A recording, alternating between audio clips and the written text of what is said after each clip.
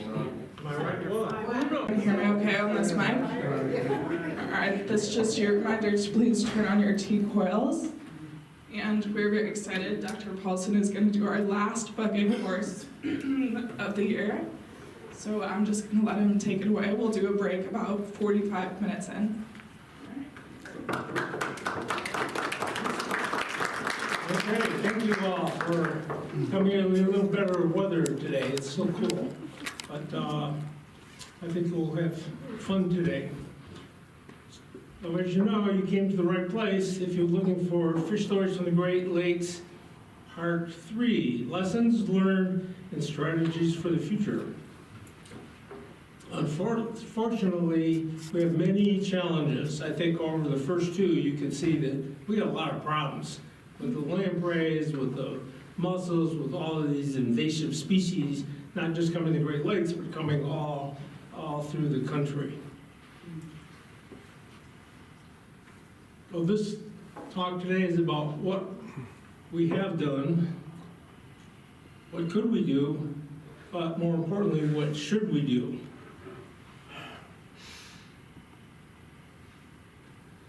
These challenges, how will we meet them? What lessons did we learn over the last several decades? Are we starting to appreciate the complex, interconnected relationships that exist throughout all ecosystems? I hope those points came through and will come through more today. And we can now see how human intervention made today can have profound effects, often unseen or not anticipated down the line in the future. How do we better understand the global web of interconnections, not just the Great Lakes, but the global web of connections, and the interactions that exist between everything? From the spread of pathogens on airplanes to ballast in overseas ships. The Great Lakes needs our help and protection. But what things should we do or not do? Humans have a tendency to hop in and we're going to fix this and we know what to do. We'll see how that goes. Representation also shows that regions, states, and countries must work together as nature doesn't respect political boundaries. Dirty germs. So the outline for part 3, we'll start with the problem that aquatic invasive species, it's a worldwide problem. And each one, or ecological problem, requires detailed study as the first step. Remember how we found out about the lamprey? We didn't know they were taking down all the fish, particularly the trout. So our PhD candidate, Applegate, spent 3 years trying to analyze, find out what is this creature called the sea lamprey? How did it get here? How does it live before we could do things about it? And because the organisms don't respect the political boundaries, we need to get together with other states, with other countries, to cause any significant action plans. Action plans are also going to require money. How much does it cost to do that lamprey? Every stream that borders the lakes has the lampricide put into it. Who gets it there? Who pays for it? Who does or who should set targets or goals? Who owns Lake Huron? Who should set up regulations for it? And believe me, you may not like it, but laws and regulations will be required. And if I haven't made that clear, I will further. Education and public buy-in must also occur. Golden mussels arrive in California. Golden, you didn't talk about those, you talked about zebra and quagga, and you showed how over many years the quagga mussels came in and completely displaced the zebra mussels in the Great Lakes. And now I'm talking about a golden mussel in California. So Idaho is still fighting quagga mussels, but in California now, this is as of 24, they found out, oh, we got these other mussels. They're called golden. And where do they come from? Native to China, Korea, and Southeast Asia. Not the Black Sea or the Caspian Sea that our other, a lot of our other invasive species came in. And they're at the San Joaquin Delta as we speak. The problems are worldwide. The Parana River Basin in South America, Brazil spent over $50 million a year in maintenance and agricultural losses because of the mussels there. And notice on the map, Hong Kong and Japan, millions to clean their water intakes and treat algae-infested water. And if these take hold in California, it's not going to go well. So, the golden mussels, devastating South America. This is mussels colonizing a hydroelectric plant in Brazil. Lake Tahoe. Mussels haven't got into Lake Tahoe yet, but they're not that many miles away, and it's just a matter of time. And what happens when they do, it's going to take down their ecosystem, infrastructure, water, recreation. Prevention. As we've seen, by the time we realize that aquatic invasive species have arrived, our treatment and control strategies are pretty limited by the time they're already in. Once lakes are overfished or their spawning grounds eliminated, there's a point at which it's unlikely that certain fish will rebound. My example I gave in the first presentation, native Atlantic salmon in Lake Ontario. It was packed. We overfished it, we destroyed their spawning grounds. They're not coming back no matter who you plant in Lake Ontario. When the sea lampreys were found, and it was determined how they arrived, it was too late. There's no preventive strategies, they're already in. You're gonna close the Erie and Welland Canal now. Pandora's box is already open and it's come out. So we can never eliminate the lamprey, we can only control them. When it was definitively determined that foreign mussels, many other invasive species were coming to the Great Lakes in the ballast ships, it was too late. When they found it in the St. Clair River, Lake Huron, and said, well, send them back to Asia. It's not going to happen. So we can only ameliorate. So prevention comes down as a good idea. However, another invasive fish species demonstrates our efforts to finally be proactive and try to keep them out of the Great Lakes. Now, the first part of this presentation, we're going to talk a little bit about Asian carp. Asian carp are an invasive species in North America. Carp came from China. They were imported to the United States in the 70s and 80s, down south, and they were imported to help control algae blooms in wastewater cesspool treatment zones. They thought this is a good idea. These fish love to live in big pools where we put all of our waste, and they got all algae. They just put them there and let them clean it up. Great idea. Within 10 years of being introduced, they escaped from these ponds. And they've invaded the Mississippi River Basin and other large rivers all the way up to Missouri. And they're a big problem, literally big problem. So, common carp and Asian carp. Well, what Asian carp, what do you mean by that? I told you they come from Asia. They're native there, not here. And there's 4 kinds: grass carp, black carp, silver carp, and big-headed carp. Now, it's important to know a little bit the difference because 2 of them, the silver and the big-headed carp, are filter-feeding fish and consume animal plankton. Animal and plankton. So they just go around eating all the stuff off the bottom and they just consume it. The average size is 30 to 40 pounds, big head, and silver carp are voracious eaters capable of eating 5 to 20% of their body weight in one day. Wow. Think of that. And that, of course, disrupts the food chain that we talked about. They don't have a very good impact on commercial fishing because they outcompete and other fish species go down. And the arrow shows, gee, they have few natural predators around. Some of these things get to 50, 60, 100 pounds. Who in the Great Lakes or other places, Mississippi's gonna come and, challenge them or use them for breakfast. And they escape from the aquaculture. Observe that the territory this time is pretty much the entire Mississippi River Basin. That's where they are and have spread. And this is way back in April of 2013. But it's worse. Ever heard of the jumping carp? That's the silver carp. So if you're in a lake that's got silver carp in it, and you go too long with your boat, all of a sudden, fish can jump up, can hit you while you're reel or while you're water skiing or whatever you're doing. And it's so common, there's even a place over in Bath, Illinois, where they have jumping carp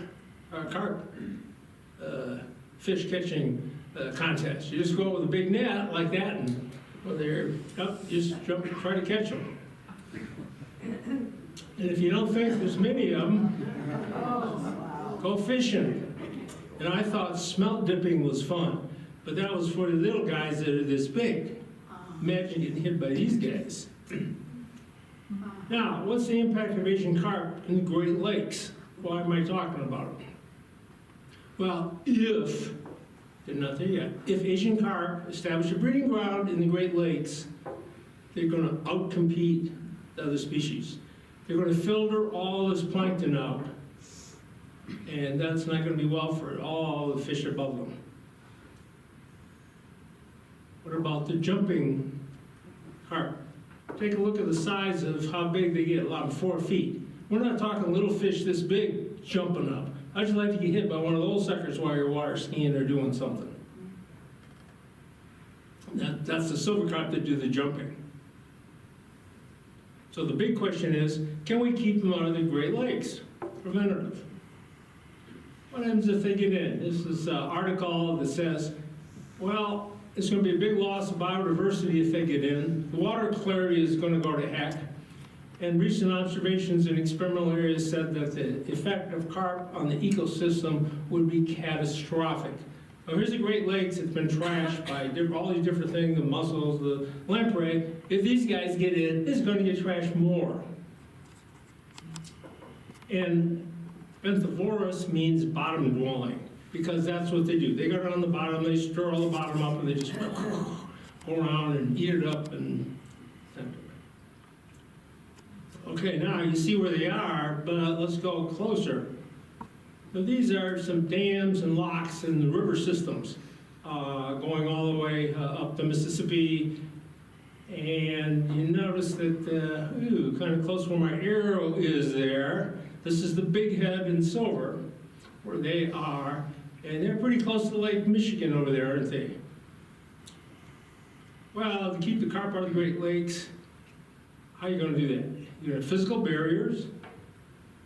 You can monitor, promote public awareness. You can implement target fishing and say, hey, let's just fish these guys out. Support research, get states together. Well, there are so many carp in the Illinois River that 10 to 15,000 pounds are caught daily in the Illinois River. So we're trying to fish them out, but not making a dent.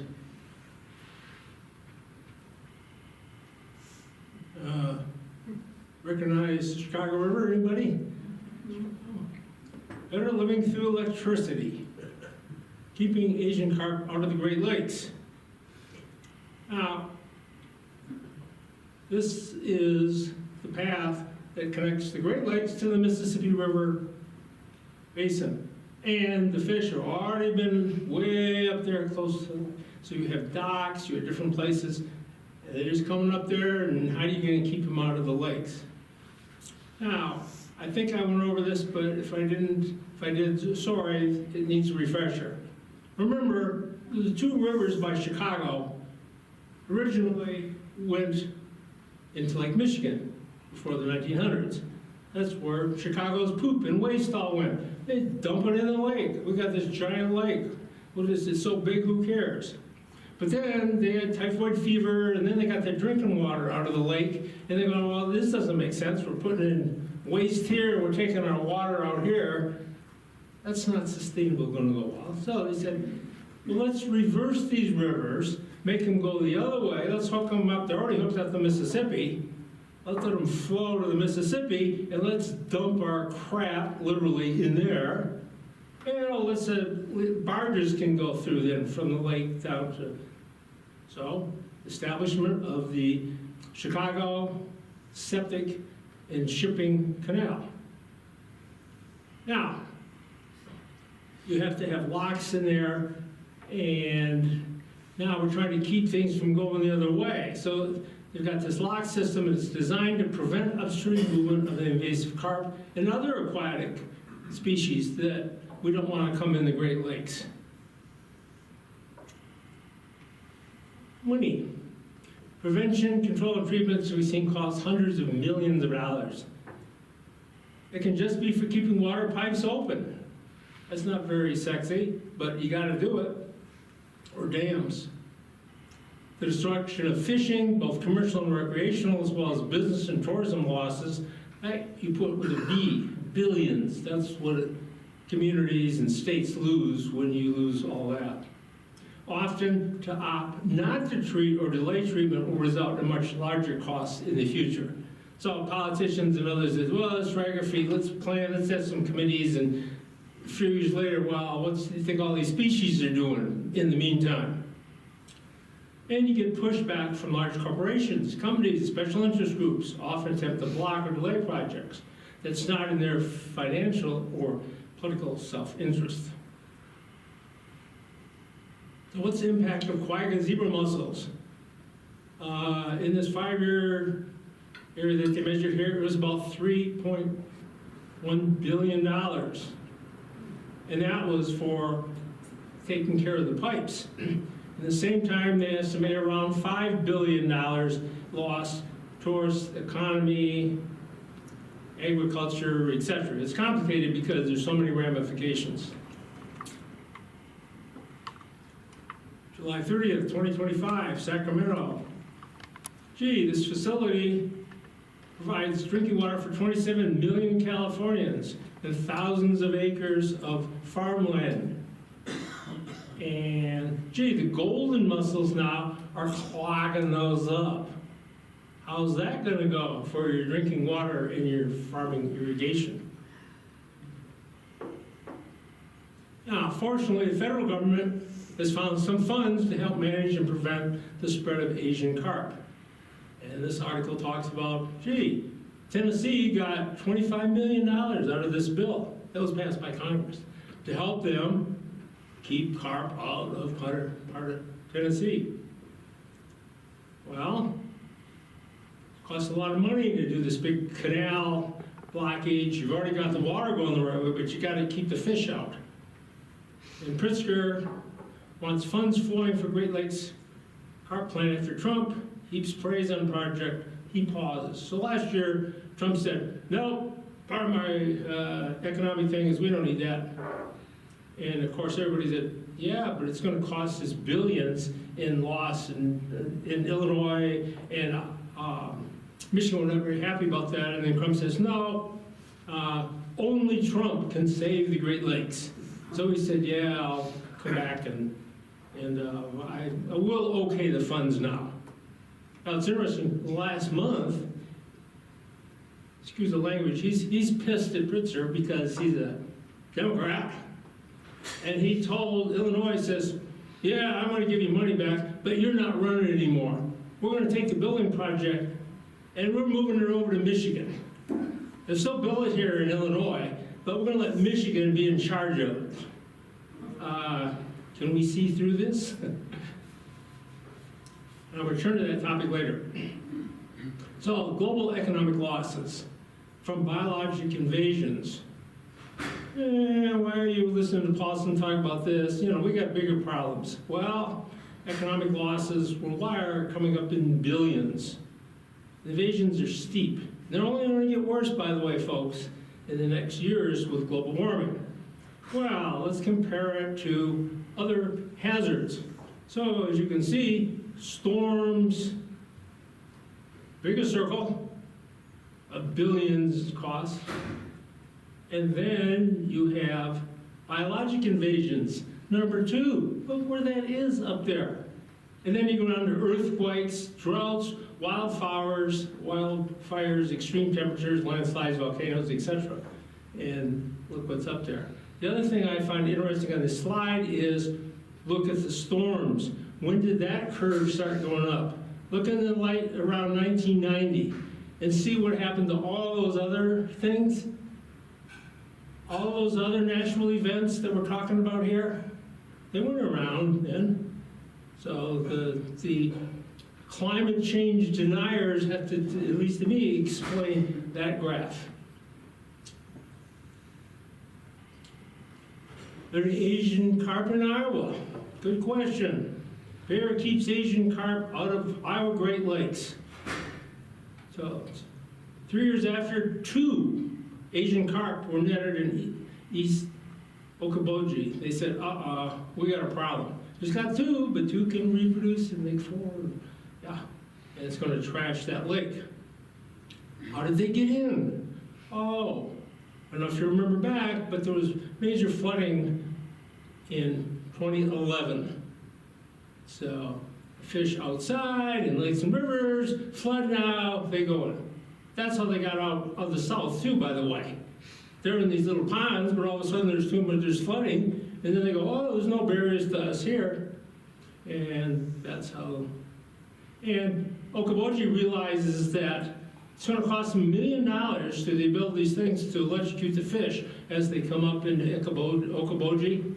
But they realize they'll lose hundreds of millions of dollars in their economy if Okoboji gets taken over by the carp.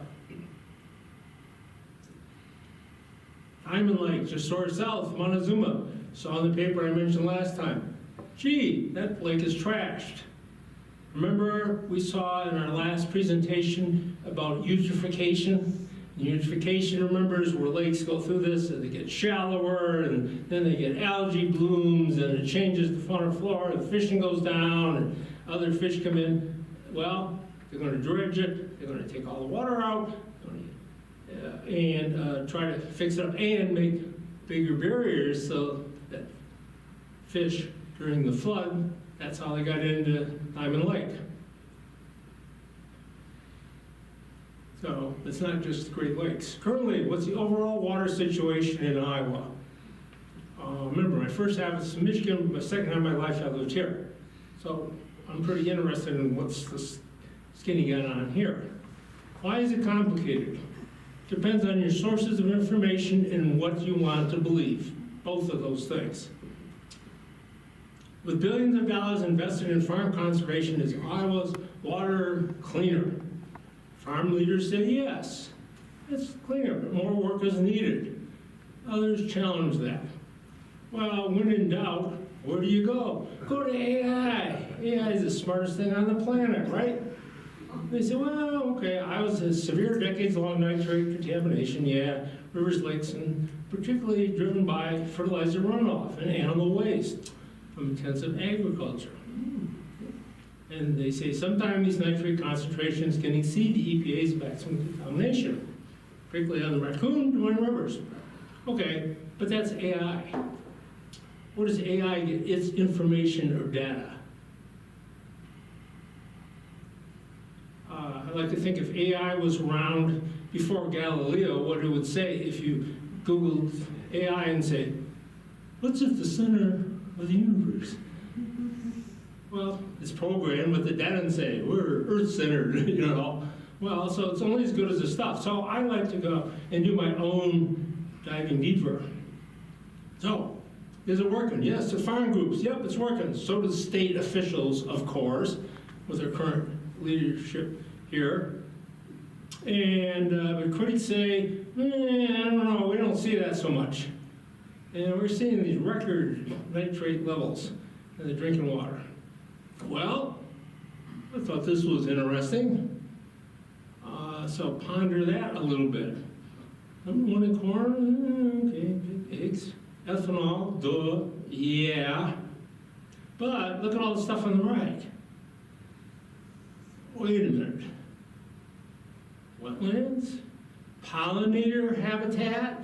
I thought the bees are having a little trouble here in Iowa and other pollinators.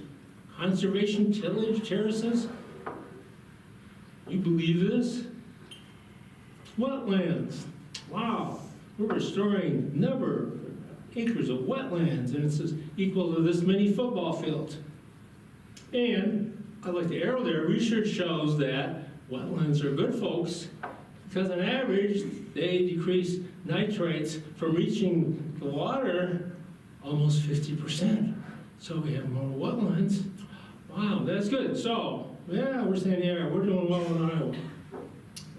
But whatever time period are they talking about? What percent of the state is restored? What about water quality? Oh, streams that have self-supporting trout populations is up 12-fold over the past, 36 years, in part due to farmers' conservation efforts. Not just stocking, but yeah. And I'm going to mention Art Cullen's video on water and trout streams a little later. Those figures are accurate over a period of time. Low down on phosphorus. I found these two things going online, but they look like the same picture, but they're given different numbers. 33% phosphorus reduction, 20% phosphate reduction. Well, the 33% uses the baseline of 1980 to 1996. That's their baseline that they're using. And the other one up through 2023. So again, manipulating statistics. Cover crops. Oh, I was doing great. We're going way up in cover crops. Cover crops are good, right? Sounds good. And so here they talk about many acres with cover crops, but I don't know if 3.1 million acres is what percentage that is of Iowa, but again, it sounds good. Well, let me Google, see what Purdue University has to say. Well, their Department of Agriculture comes in and says, well, let's check this out a little bit. So they said 53% of the surveyed farmers said, yeah, they're using cover crops. But when they dig down in the details, they find out, no, it's only on 6% of Iowa corn and soybeans. And their adoption rates. It says, well, 21% of these people that use them, they use them, yeah, but they stopped. But they're still in the statistics. They did cover crops.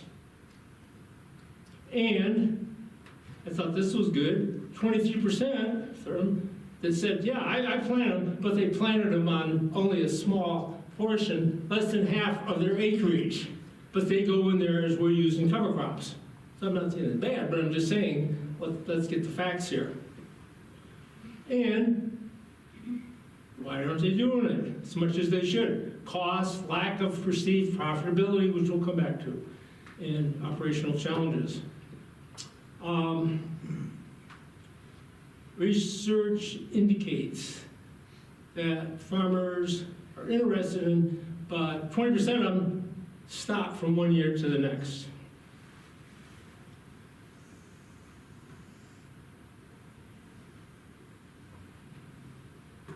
Lost my mouse down here. Here we go.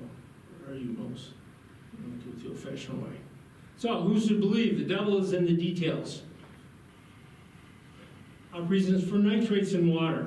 3, agricultural activity, organic fertilizers, manures, erosion, leak from sewer tanks.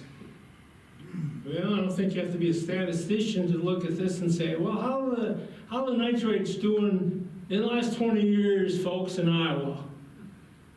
I don't know about you, but I don't see big downward trend.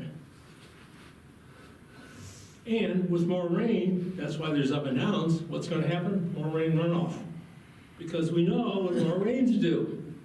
So when I was out at my observatory, just before it rained a couple weeks ago, this farmer out putting all his fertilizer on. And then it rained like heck for the next few days. Well, wait a minute, where's a lot of that gonna go? Is it that time to go on the ground? A lot of it's run off. And some farmers often apply phosphorus even when the soil already has enough.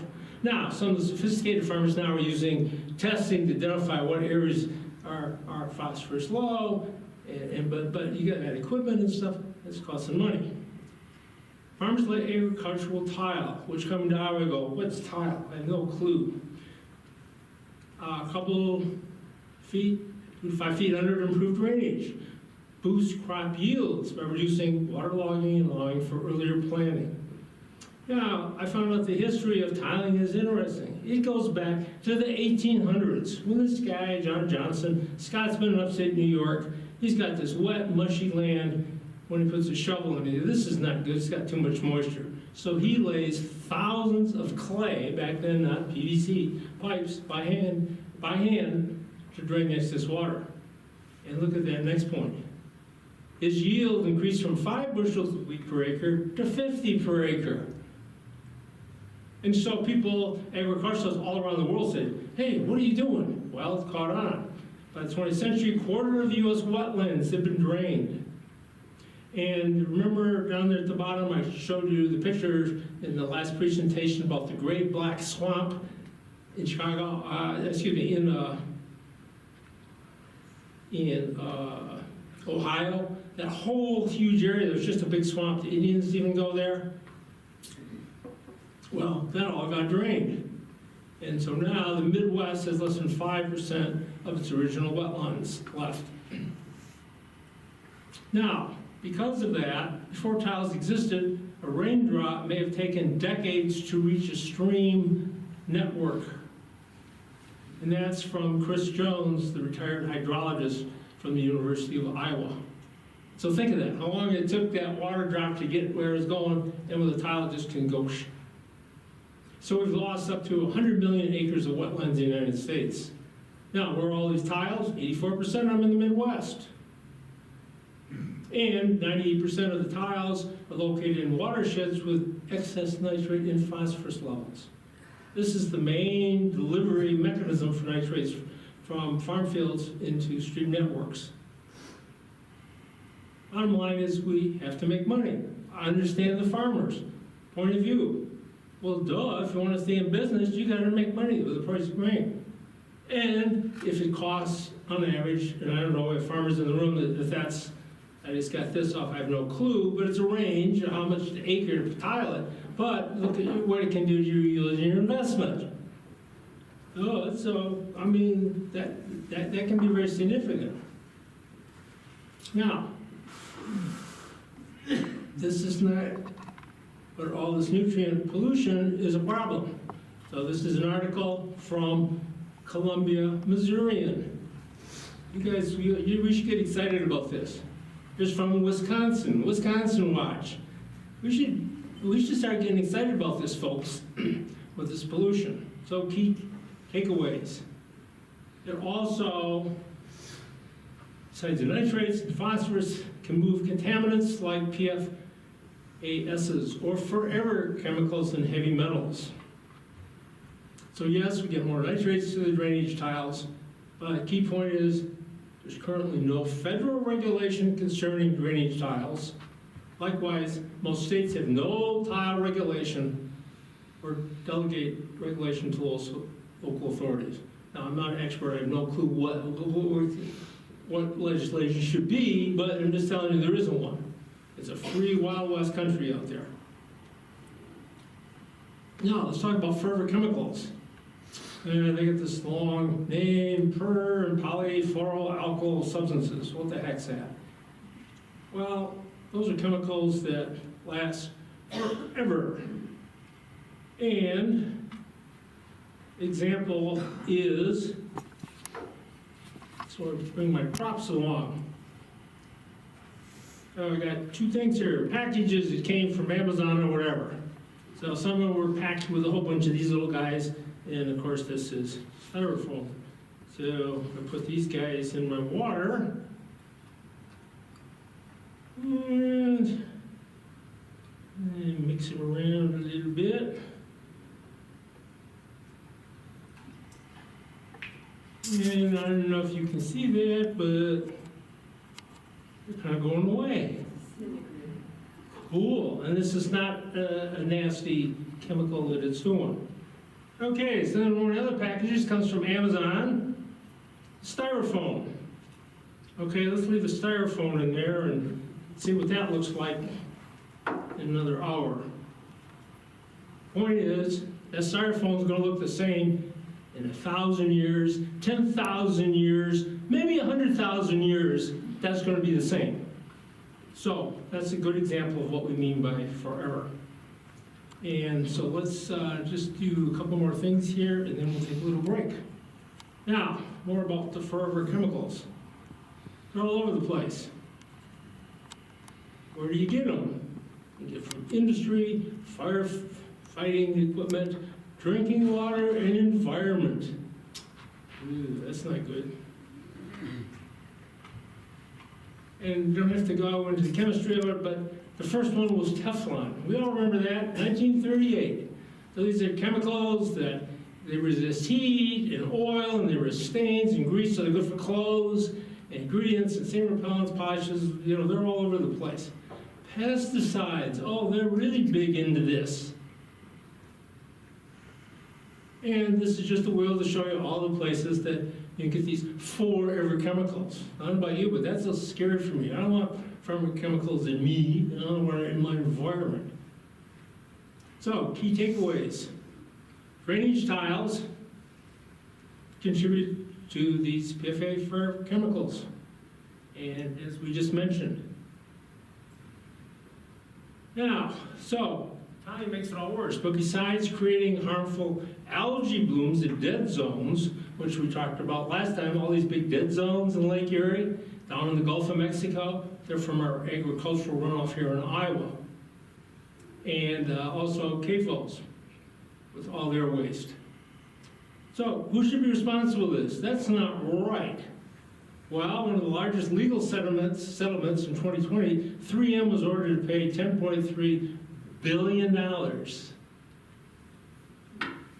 different states for its role in water pollution by just one of its PFASs. And Iowa cities now are receiving significant settlements from these chemical companies to say, hey, how can we help get this stuff out of our water?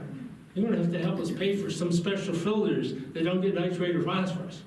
But that money's going to run out at some time. Well, what about PFASs in fish? Yeah, that can be a problem. What happened in Lake Huron and elsewhere? Well, concentrations in Lake Michigan fish. It's Lake Michigan over there. So these are the fish that, how much of these chemicals are in there? We'll take a look. We'll be down at the left. If you move up there, the ones on the right, the sculpins, are bottom dwellers. So they're eating a lot of the chemicals that are concentrated in the bottom, in lake trout. Now, how does it get in the fish? Well, two ways. One, the fish gets bigger, it lives longer, accumulates more chemicals. That's just like us, or anybody, any animal. And biomagnification. So it's in the water, but this concentration of water, but it concentrates in the fish. So you have this concentration of water, but then the fish, of course, in the water, you get more. Well, how bad can it get? Well, this is one of those forever chemicals. And so Neshaminy Creek Bait said, don't eat any fish out of here, folks. And I had a question after the last lecture here, or talk, well, what about eating fish? Well, here is concentrations, and look at, not just one chemical, look what it is in different fish and different chemicals. It's a busy slide, but you can see it's complicated, the ecosystems and who's eating and who's concentrating it, whatever. And so on the lake trout is the one that's circled there with just that one chemical. Now, You say, well, what do I do around here? Well, there are charts like this. They're available online and elsewhere. So this says, okay, you want to eat this fish, you can eat up to 4 meals a month, or 1 a month, or 8 a month. Well, it depends if you're pregnant, or becoming pregnant, or nursing, or a child under 6 years of age, you're on the left side. You're on the right side if you're another person. Well, where did this chart, I get it from? Vermont. So this is some fish story, and I don't know what lake's in Vermont, but think about it. So whatever. But I know I'm not going to eat any fish out of our lake for a while, right? Okay, so Iowa's cancer crisis. Report shows links between cancer, pesticides, nitrates, and more. Report, second highest rate of cancer in the nation. Only 1 of 3 states where cancer is rising. For many types, these numbers are dwarf national places. So one of the things is, this is something I think you and I should get excited about. Well, this is a lecture some of us went to at the college, one of our favorite hometown people from Storm Lake, that is. Al Cullen was there. He wrote Storm Lake, and those of you that are familiar, he won the Pulitzer Prize for that book a decade or so ago. Well, he's got a new one out, and I love the title. And so he takes politicians, everybody on, and whatever. So it's a great book. Now, the other 2 things are on here. One of our biologists, I was telling him about it, he said, oh, there's 2 videos that are good that he's got out there. So, man, I hopped on those. The first one, they're only about, I think, less than 20 minutes. Suggest you see those on YouTube. What's Eating Iowa? Episode 1, water. So he goes over a lot of some stuff I'm going over on water. And the second one is cancer. You know, what's the skinny on this? He goes to Mayo Clinic, and anyways. And so that's on your reading list. And he's had cancer. He's what? He's had cancer. Yes, Prostate cancer. he's had prostate cancer himself, and he went to Mayo Clinic and relatives, and they do the genetic thing to say, well, it's a genetic, of course it could be. And they go, it's not genetic, it's environmental. Well, and then he finds his buddies, and he grew up in Storm Lake, and they talk about pouring all these chemicals around and stuff like that. Okay, so this might be a good time to take a 5-minute break here, and then we're going to talk about studies and limnology, what we need to do about this. So we'll see you after a few minutes, right?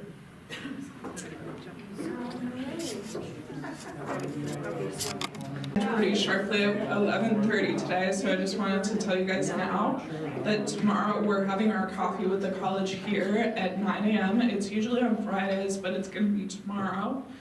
We're going to have a conversation with the chair of the Board of Trustees with the college, so that will be really interesting, and they're going to talk about some community initiatives. So I'm going to turn it back over to JR to finish his presentation. Thanks. Thank you.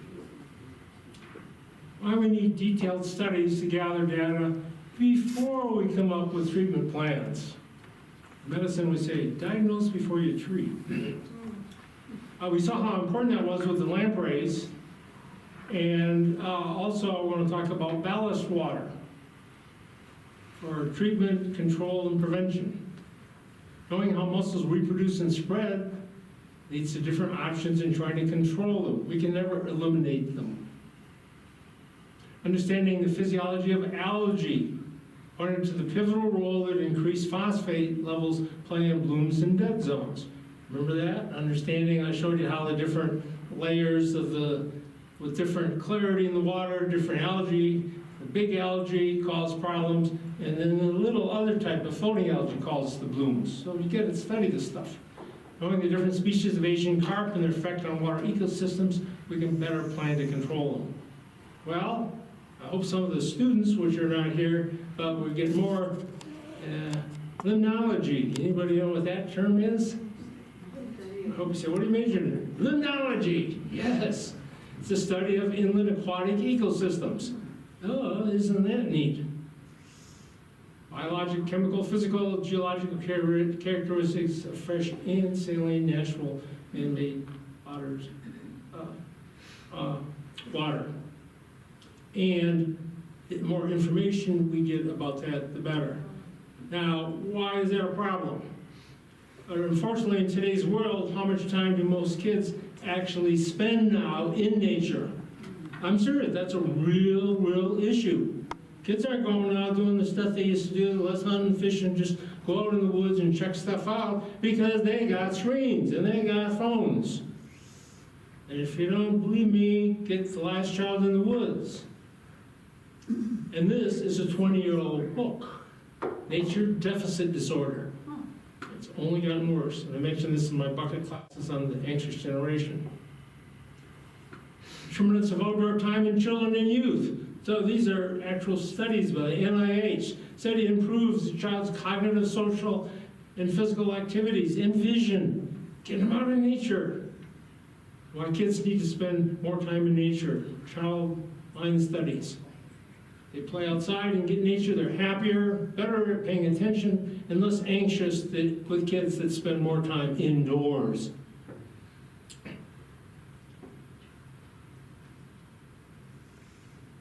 So, next topic I said, who can and should make regulations? I told you we need some. So who should set the fish catch and the size limits? Or say, no, commercial fishermen, you can only do this, or you can only do that, or this much. What's the highest phosphate level that we're going to allow in our water? Is it this, or this, or this? You don't just throw a dart and say, oh, that sounds good. And what are the rationale for that? What's the cost of that? Set the fines. Remember what the fines were for the quagga mussels? Taking them into Lake Powell? Up to $250,000 and 6 months in jail. They didn't mess around that for, well, I didn't know I had those mussels on my little boat. Well, too bad, Buster.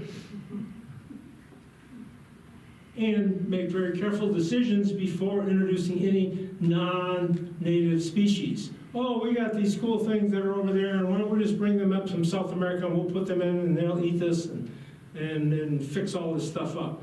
Yeah, not so fast. Now, those of you who remember Howard Tanner, he was the head of Michigan Fisheries. And in the 60s, the alewives are on Chicago shores, they're piling up, they're sinking and rotting, there's no other fish, the trout are just about history, and he says by himself, we gotta get some predators in here to take all them alewives out. So, by himself, he enacted the stocking of the Great Lakes with 1 million Pacific salmon. Now, his goals were to find a predator to control the overgrowth of the non-native alewives and to reestablish a flourishing sport fishing, not commercial fishing business, and not to revive commercial fishing. They said, nah, we're into these, we want to catch these things, people will come for that. He didn't consult any legislative group in Michigan, nor anyone in the neighborhood, or in the other states, or Canada. He just did it. So imagine you can go there and I'm going to put 1 million of these fish in Lake Huron and we'll see what happens. We'll give him permission. Now, it turned out for 30, 40 years, it was a big success. And he said in his book, when he did that, he's a little trepidation. He says, I'm going to either be a hero or a bum. If it doesn't go well, it went well for a while. But we know you got 2 non-native species in the lake, that's not sustainable. So what about the lampreys? Where are we at with those? Well, we're managing them. We've got these chemicals, the lampricide that I talked about in 1, how we discovered that, that's pretty neat. We're using other chemicals, monitoring, assessment, combining chemical, physical barriers. We're doing genetic things, a lot of stuff. But you gotta monitor, you gotta keep, well, how are we doing? Because though the lamprey treatment programs seem to be controlling the invader, climate change is starting to have a negative effect. These lampricides don't work quite as well when the water is warmer. What do we know about crop insecticides and pesticides? Pretty soon you get resistance, right? Some bug or animal or plant says, I'm not bothered by this anymore. Current status. So we got a program that's working well. It's all the different countries involved, which is Canada, the United States, and we got them down to about 90%, which is pretty good. And just that program alone has provided 1.5 million jobs. That's a lot. And wages, 60 billion in wages. So people are that are messing with the lamprey. Putting the spray on, they're studying it, they're monitoring it all throughout all the states of Great Lakes. So you can turn that in. What about ballast water? You can see all the different species that have come in the ballast water and where they came from in different places in the world. And what we do, we use electrolysis. We want to try to sterilize this ballast water before it comes in. And they form this international maritime organization, which is not just the United States and Canada. Oh, a lot of industries and politicians don't want laws, but we have to have them. They said, well, we'll do all this stuff voluntary participation. Well, how's that going to work for you? One fish, one mussel, one ballast, because that's how they started it. Oh, I dumped my ballast and exchanged it in the ocean. It's okay. Oh, I checked my boat for quagga mussels. Oh, okay. Go ahead. So fines and penalties must be harsh enough so that the fine is more than just the price of doing business. I thought this was pretty neat. I came across this. Adelaide, Australia. Algae blooms are a big problem in Australia. And they have to spend $250 million in this one area of Australia a year dealing with these toxic algae blooms. And they're going, well, wait a minute. Who's causing the climate problems and the polluters that's causing this? Well, they find out that, gee, South Australia's gas and oil companies, just like it's farmers having runoff and stuff, they pinpointed in this area that's due to them. And they said, well, wait a minute. Economists in the room will understand this. They say, well, wait a minute. They're making $10.2 billion a year in income. And everybody else in Australia, businesses, we pay 30% in taxes. And these oil and gas companies are paying 0.9% in income tax. And they're going like, wait a minute, they're wrecking our environment. We're spending $250 million for them. What a novel idea. Let's charge them tax rate that was going to equal this or cover this. So that's Australia. So sometimes other places have good ideas. So, ballast control. Nice little story from Isle Royal. Remember, the national park up in Lake Superior. So they got this park there, and people have to come over on a passenger boat. And the head of the national park says, wait a minute, you came over here, you dumped your ballast water, Isle Royal, take on passengers, and then go back to the mainland. You can be bringing bad stuff from around the shore. She says, not on my watch. And she had the power and political control that she did. So she just told these guys, nope, you're going to come up with a system to treat your ballast. And they used chlorine and other things there, and she was very successful. Now, evolution. Overseas, first, you need to know that every boat has to come through one lock to get it up to St. Louis River. Every boat. So you got a spot that everybody goes through customs in one spot, folks. Every boat comes in the Great Lakes, from overseas, goes through one spot. So you got a pretty good chance to control stuff if you want to. The 1,000-foot lake freighters that go from Duluth to Cleveland, back over to Chicago, no, they don't have to go through there because they're too big to go through the Welland Canal. But they can take ballast in Chicago and dump it in Cleveland, or get it in Cleveland and dump it in Duluth. Well, you're mixing the Great Lakes, not a good idea. So initial regulations, the Coast Guard said, oh, in the 1990s, we'll do voluntary ballast water management. Well, pretty soon they said, yeah, that's not working too well. We better do some legislative. And in 2004, the International said, we got a convention, we got to come up with some stuff. So now, 2012, standards for ballast water treatment systems. 2013, routine inspection. Oh, we're not taking your word, we're going to check this water to make sure that you've done the things that you're supposed to do. And they now have complying with the Ballast Water Management Convention. This is international now. And what's neat is you look there, control and management, it's a global and of 2017. And they have, what's cool, 90% of shipping worldwide now is trying to pay attention to this. They realize what a problem is, whether it's coming from China or whatever. And so they use filtration, they use UV light, they use electricity, they use chlorination, and they monitor. So they've gotten serious with trying to do this because it's a big problem worldwide. Limitations for muscle control. I came up with this, I don't know what, but hey, there could be some muscles on that chain. You've checked the ballast water. What's in that chain? How clean does the ballast have to be? And what level do we put? 2,000 ships go up to St. Louis Seaway a year. It's 20 to 25 a day. Comparison.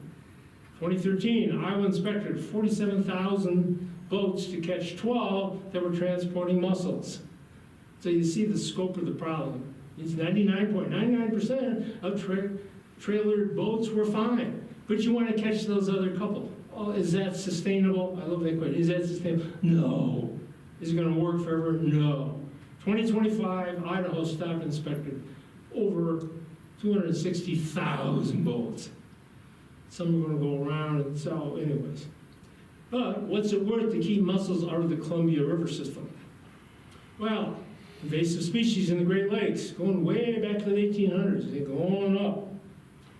Well, of course, we know all the different things that came in, and 95% of the Great Lakes fish biomass in 86 was from someplace else in the world, not from the Great Lakes. 95% of the fish in your lake system are from someplace else. But, good news. Hey, strong ballast control is adopted. Look what that curve has done since. We're holding our own. We're not going backwards, but I mean, that's good. If you want to read the report about that, you can get this. Now, Michigan Great Lakes retain control. What this slide is about, the shipping group went to the U.S. Senate and said, you got to quit messing with us. You got to relax some of these restrictions. But fortunately, the bill was defeated. So they wanted all these regulations modified. And the Senate said, nope, they're going to be that way. Very, very important. Now, are we making progress in preventing toxic algae blooms? Drinking water crisis. Remember 2014? I talked about how Toledo, 500,000 people, no, you can't drink the water. Nope, it's poisonous. You can't swim in the lake, you're screwed. And despite millions of dollars spent on cleanup efforts, according to a number of factory farms in Ohio, it continues to progress.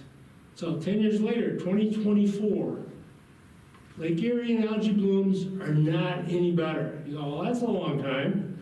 Well, what happens? You got satellite imagery. And, gee, here's a map that shows 50% increase in CAFOs, large feeding operations. So they're popping up all over. Remember, this is the big drainage basin for the Maumee River, which goes into Lake Erie that causes the problem. And so these toxic algae blooms are starting earlier in the season and they're lasting longer. And if you say, well, we're bringing down nitrates and phosphates, well, so the United States and Canada said, we'd like to get them down to here. But their goal that they tried to get by last year, and that's just an arbitrary line, but they want it definitely way under there, they didn't make it. Now, remember those big, long cadaphora algae that grow to nuisance levels in Lake Erie's eastern basin, that have the mats, that have the botulism in, and then the birds eat that, and the birds die because they ate the gobies that ate the mussels. Anyways, it was not good.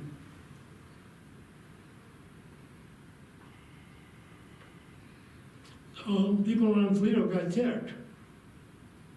They said, you can't keep screwing our lake up. So a couple years ago, they brought a suit up, legal suit. And they gave Lake Erie, I love this, a lake, a ballot measure to exist, flourish, and naturally evolve. Would you ever like this? Who the heck? Well, great idea, folks, but you know what our courts did with that? They said, nah, judge said, nah, you can't do a lake or whatever. Well, it's a good idea. And you say you go to court, you got to show direct injury to yourself caused by some entity.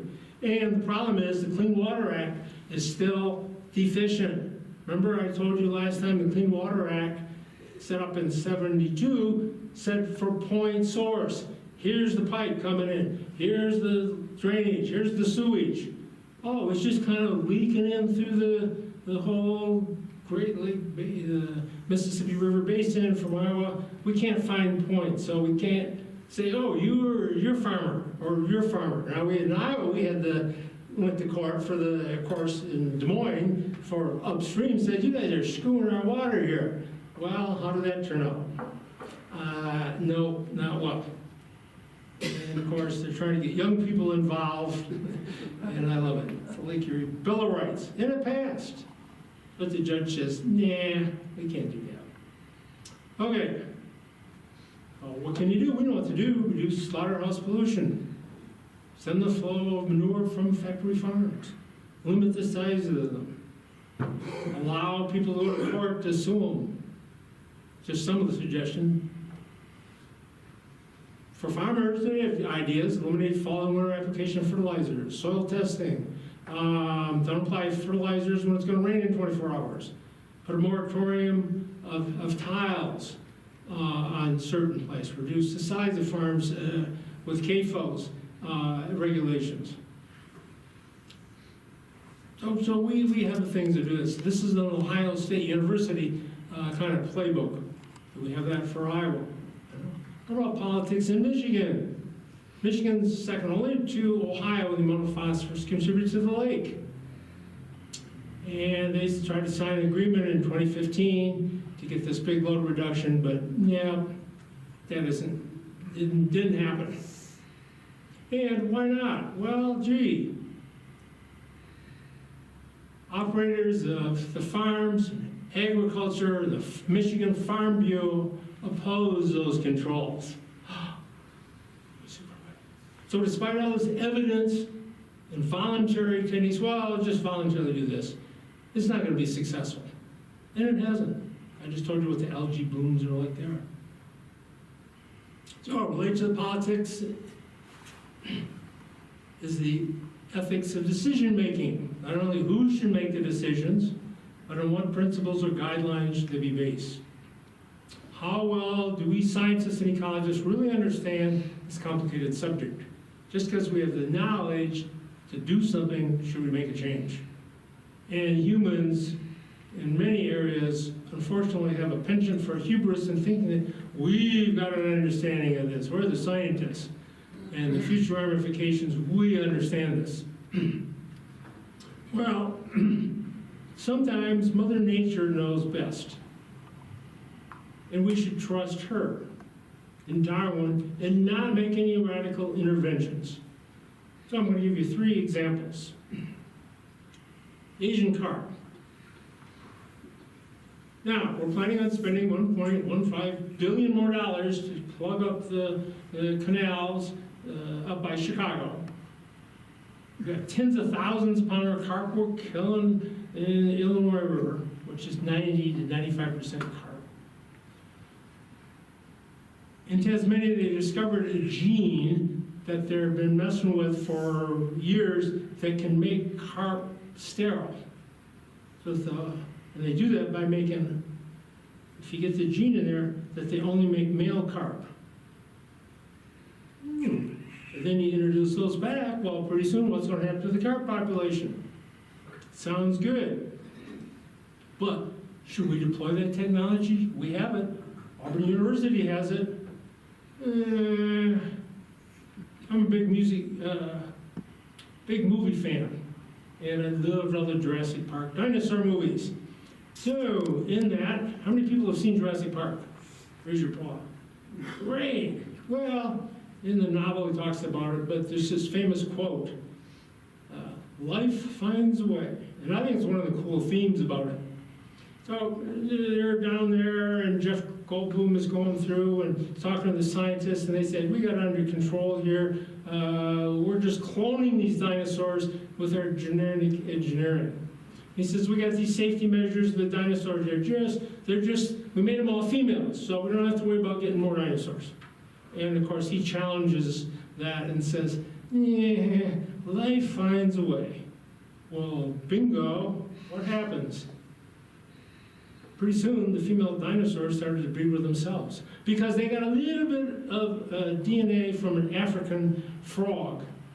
That African frogs are able to change their sex depending on the ecology, what's going on. Do you need more female frogs? Do you need more male? They can do that. Well, some of that got into the dinosaurs. Oops. Problem. Asian carp and alligator gar. Several years ago,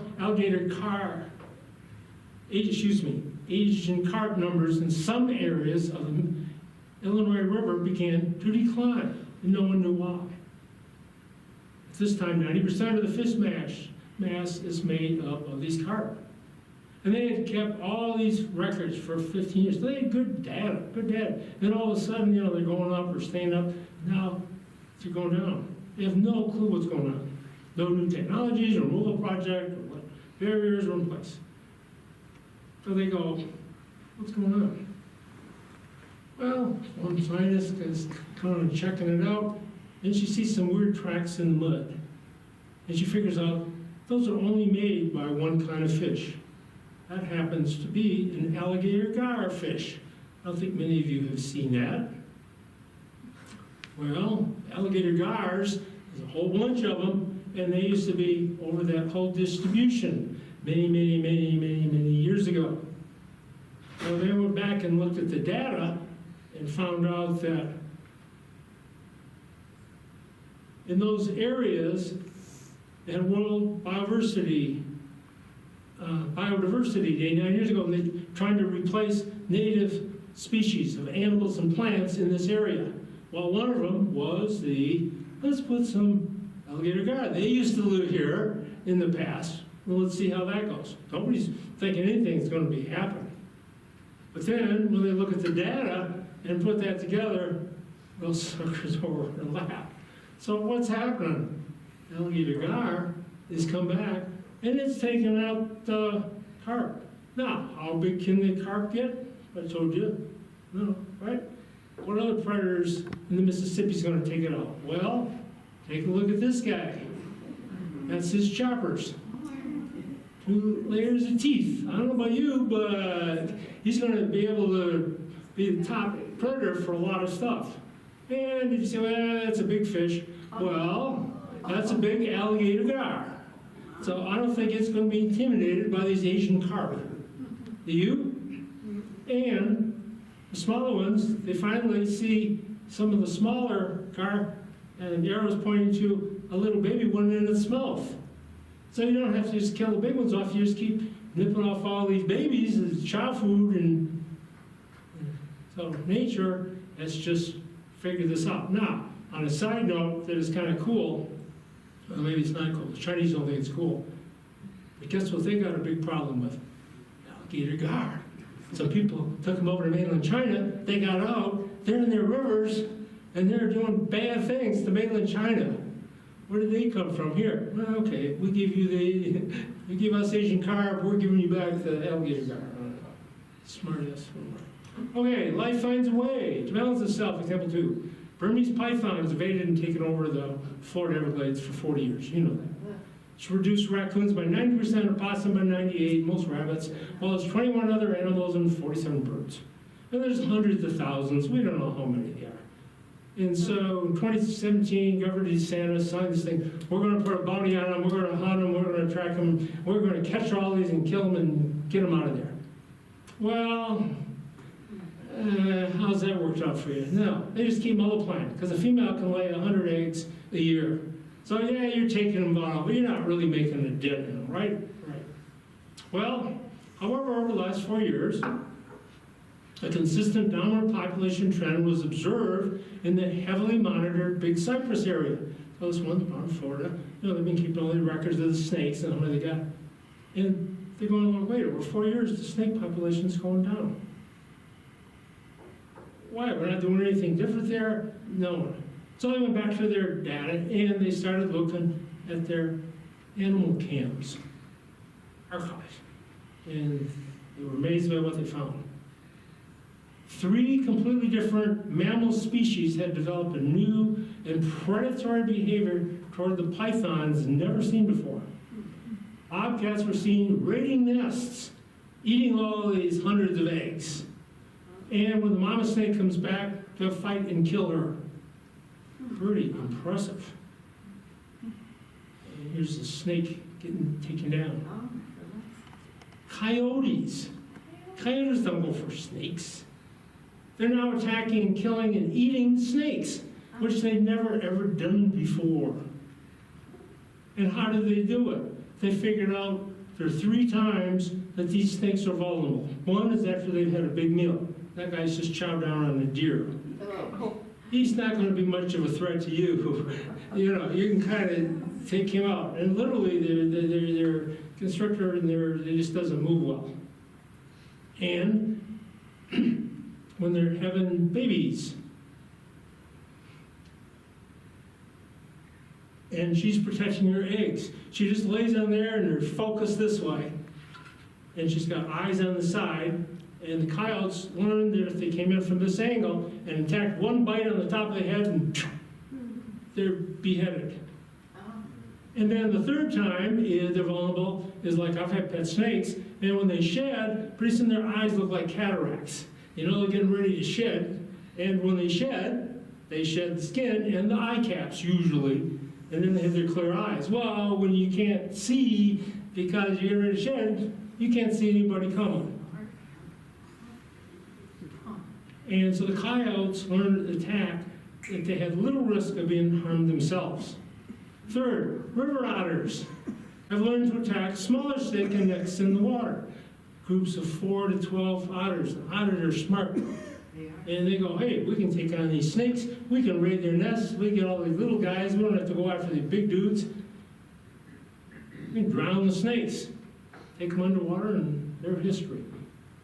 Now, these are not instinctual behaviors in these animals. This is learned behavior by close observation by the adults. It's been learned by the young. They watch their parents hunt. They learn these strategies. And what is neat about it is they've learned it over 4 years. Now, why did they do this? Ecological pressure. What did the coyotes, bobcats eat before? The snakes took out most of their prey out, right? No more raccoons, rabbits, and stuff. They got to eat, so they said, well, we're going to have to go after these snakes. And so that is a good story. Now, did you get rid of all of them? No, but now these other animals, the snakes are no longer the apex predator. But anyways, Darwin, evolution at work, and nature finds a way. Not us. We didn't dent them with all this killing programs. So what's happening in the Great Lakes now? Where the mussels still occupy the lakes, except for Superior's. Why doesn't Superior have a lot of mussels? It's got too low a calcium content from the make shells. Predominant fish is the round goby. Chinook salmon are still stocked, but mainly in Lake Michigan. The alewife population has crashed in Lake Huron in 2003, and the salmon followed the remaining ones over to Lake Michigan. So there isn't any more in Lake Huron because there's not alewives in Lake Huron for the salmon to eat. And we still stock in the Great Lakes, particularly in Michigan, but it's based on a certain prey of how many can we have salmon based on alewives. Lampreys are still present, but they're in constant monitoring. So this is just a slide of, there's this magic ratio of, well, how many salmon do we put in to have the right amount of alewives, and but they work on that. Of course, it's not perfect. Now, this is an interesting look and take on the food pyramid. So what's it take to make one big Chinook salmon, 17-pounder? 123 pounds of alewives. Ooh, that's a lot of alewives to eat. But you need 40 pounds of zooplankton, the little shrimps and things swimming around, to make 1 pound of alewives. I did the math, I may have screwed up, but I'm pretty close. That's 4,920 pounds of zooplankton for one fish. Now you appreciate why the pyramid is big and wide at the base. And anything, the quagga mussels or the carp, to take that whole section out or decrease it by too much are going to screw everything else up above, right? So life finds a way in Lake Huron. Whitefish that used to eat the zooplankton, shrimp, was taken down both by the alewives, they came in as little fish, and the mussels, they go, we're starving to death. So they're going to try to eat the mussels. But whitefish don't have any teeth. They don't have any way to crack the shell.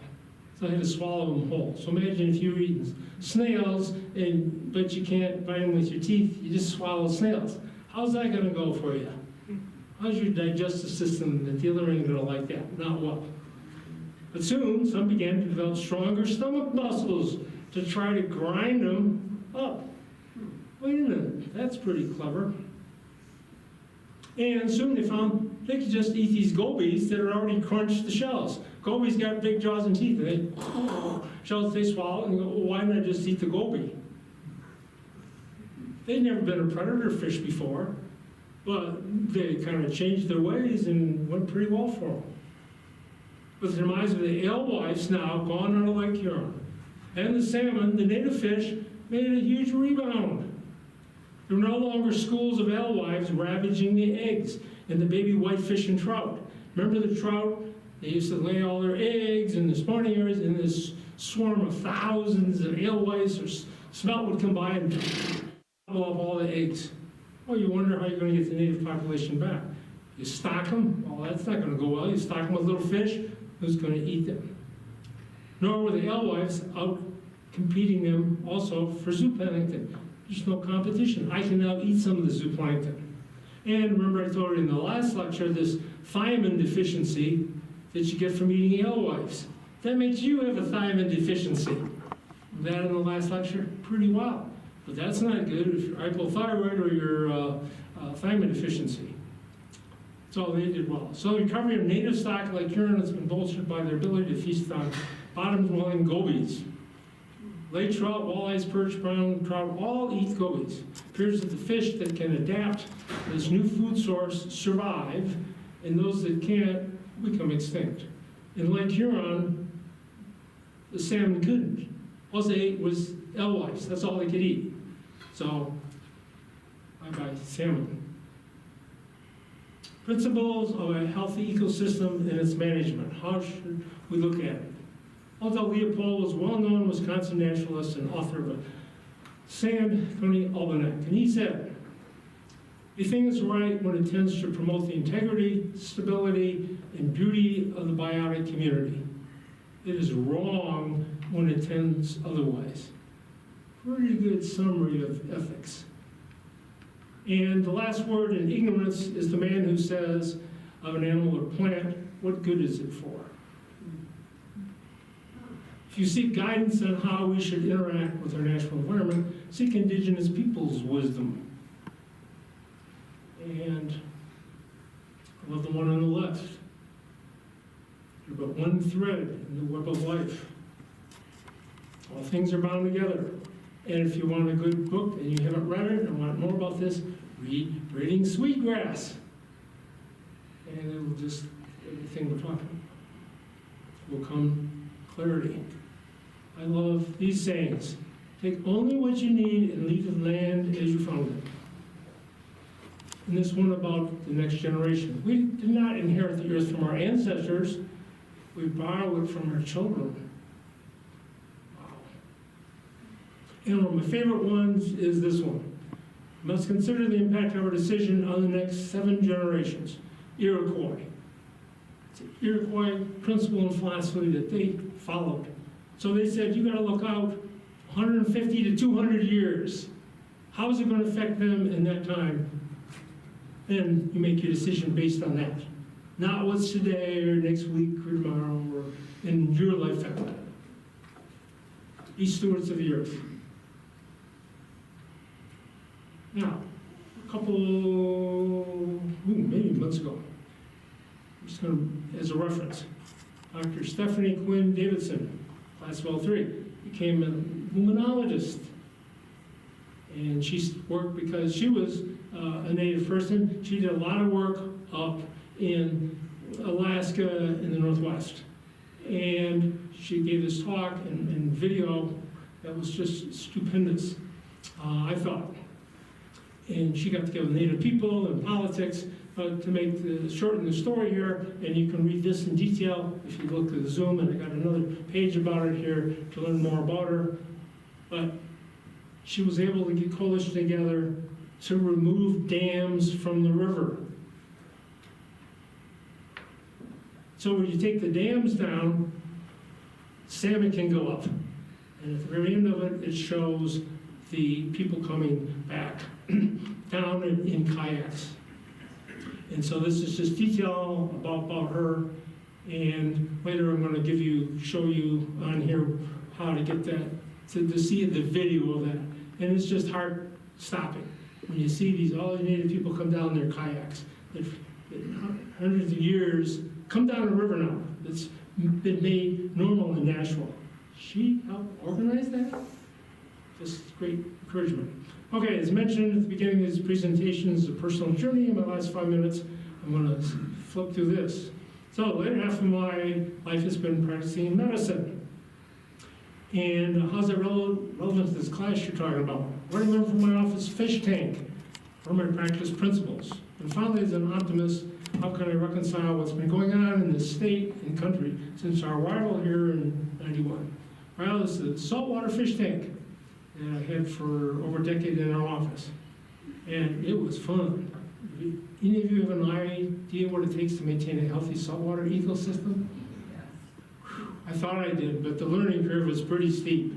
What's the nitrate level? What's the temperature? What's the chlorine? What's the phosphate? What's the light? What's the stuff? Does this fish play with this fish? Does this plant get along with this thing? And if one of those things is on a killer, you come in and go, yeah, where did all this stuff come from? So I had a first-hand experience. I didn't kill too many fish. But looking back, I tried to follow the exact model of what I know is good for ecology. Humans are just one complicated homeostatic ecosystem, evolved over millions of years to function in an environment. On occasion, we all get our systems upset and out of balance, and sometimes for external reasons, and sometimes by our own internal behavior and mismanagement. I would always try to let nature do the healing, but I was not afraid to step in and help her out a little bit if needed. Unfortunately, many of the problems I saw resulted from us now functioning in an environment that we've not had time to adapt. And I see a special analogy with kids today, parallels insults to our mental health from smartphones, social media, and AI. And the second slide there shows half of adults that have got an addiction problem with phones. So it's not just about the kids. So if you want to look more about that, see my YouTube on the anxious generation. So what can we do? Become more proactive. Control your own habits and buying practices. No, knowingly, don't ingest substances that are known or uncertain chemicals. Try to be more organic. Get your food from a farmer's market. or without table middlemen, or from up at Tommy's place. Know the safety of your drinking water. Beware that microplastics, that's a big thing we haven't talked about, and the forever chemicals are new and proven long-term threat. Choose paper over plastic at the store. Better yet, take your own reusable bags. Become politically active. Know and support those candidates that have either good environmental records or support ecologically sound platforms. Support public research interest groups. Keep knowledgeable about the environmental issues. Share this video if you think it was worthwhile on YouTube and try to educate and motivate others. This midterm promises to possibly be a change opportunity to vote for candidates not beholden to big business. Don't get discouraged. The Clean Water Act was passed only 3 years after the 13th time the Cuyahoga River caught on fire. I guess 13, that's enough. We got to do something about this pollution stuff. Just got this last year. Key Iowa swing districts in U.S. House that hinge on water quality and cancer concerns. A new poll, 82% of Iowa voters wanted their elected officials to protect clean water and cut pollution from industry. Finally, I want to conclude with some comments on Professor John Anderson's fine and thorough coffee presentation last month on the 7 deadly sins of big agriculture. And he laid it all out there. Confinement, animal feeding, obsession with the yield, and monoculture. And up there is greed. And I love this quote. It provides enough to satisfy every man's needs, but not every man's greed. So, in the last 2 minutes, which I still have, I want to philosophize on greed. I believe it's responsible not only for our problems in dealing with our environment, but also with medicine and in politics.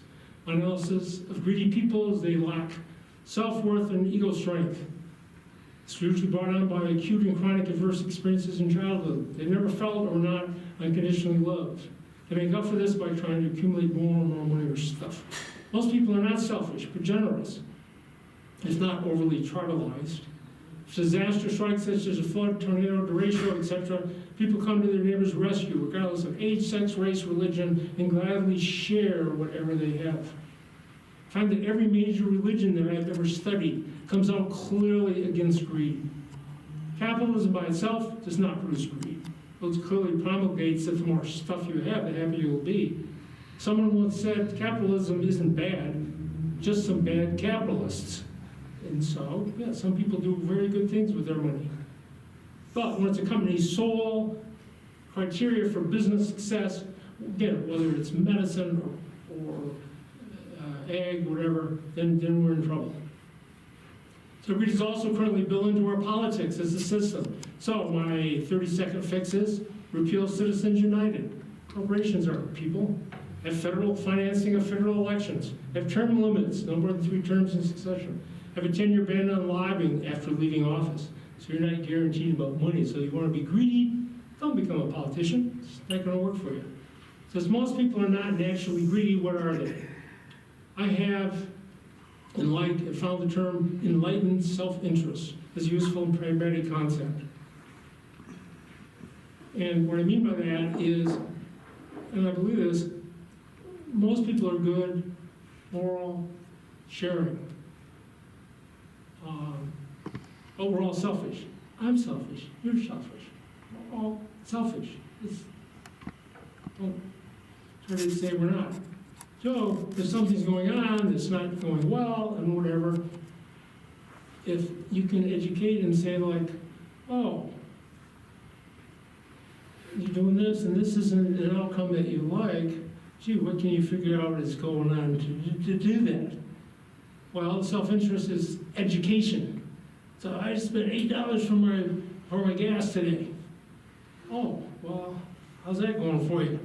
Oh, well, you find out, oh, gas can be different in other places. You find out you're doing some medical procedure or something that's not going well, or the drinking water is killing all the people in your family, you go, instead of getting angry and upset about it, you go like, let's find out what it can do that would make things better. And so enlightenment is what I call education. And if you want to see this neat movie, this is in here, and this is about the descent kayak on the Klamath River that I mentioned, and how they got rid of the largest dam removal in United States history. So being cause for optimism, that is really good. So, see the video by Stephanie Quinn Davidson, and I think you will feel better. And so, happy fishing, and thank you for your attention.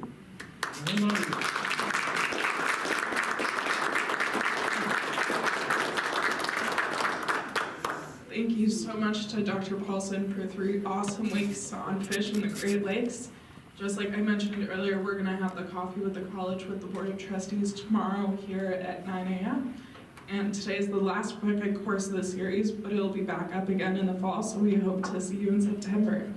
Let's have another round of applause for